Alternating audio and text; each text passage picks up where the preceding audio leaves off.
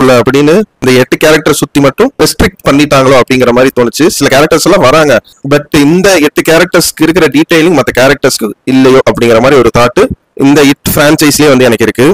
இப்போ இதுக்கான ஒரு ப்ரீக்வலா வந்து ஆரிஜின் ஸ்டோரியா இட்ட பத்தி இன்னும் பிரீஃபா வந்து இது என்னெல்லாம் பண்ணுச்சு முன்னாடி இந்த 27 வருஷத்துக்கு முன்னாடி, அதாவது சாப்டர் 1க்கும் முன்னாடி என்ன நடந்துச்சு, இந்த இட் பென்னிவைஸ் எப்படி வந்து எல்லாத்தையும் தாக்கிட்டு இருந்துச்சு அப்படிங்கிற ஒரு விஷயத்த இப்போ வெல்கம் டு டெரி இட் அப்படிங்கிற மாதிரி வெப் சீரிஸ் எடுத்து கொடுத்துருக்காங்க. ஒவ்வொரு வாரம் ஒரு எபிசோட் ரிலீஸ் ஆகுது. அது எல்லா எபிசோடும் ரிலீஸ் ஆனதுக்கு அப்புறம் கண்டிப்பா நம்ம சேனல்ல நீங்க ரிவ்யூ ஸ்பாயிலரே இல்லாத ரிவ்யூ எதிர்பார்க்கலாம். சொல்ல போனா இந்த இட் சாப்டர் 2 தான் இந்த பிரான்சைஸ் இந்த யூனிவர்ஸோட கடைசி ப்ராஜெக்டாவே நீங்க கன்சிடர் பண்ணிக்கலாம். மேபி இட் சாப்டர் 3 கூட வரலாம், நினைச்சா எடுக்கலாம். பட் என்னன்னா இட் சாப்டர் 1 அளவுக்கு 1 விட ரொம்ப இன்ட்ரெஸ்டிங்கா வந்து சொல்ல ட்ரை பண்ணாதான் பயங்கர ஹிட் ஆகும். பார்ப்போம் இந்த welcome to Terry it web series எப்படி இருக்குன்னு. ஸோ ஓவராலா கம்மிங் டு இட் சாப்டர் 2 இந்த படத்துக்கு என்னோட ரேட்டிங் என்னன்னு கேட்டீங்கன்னா 100க்கு ஒரு 60 மார்க்ஸ் தருவாங்க.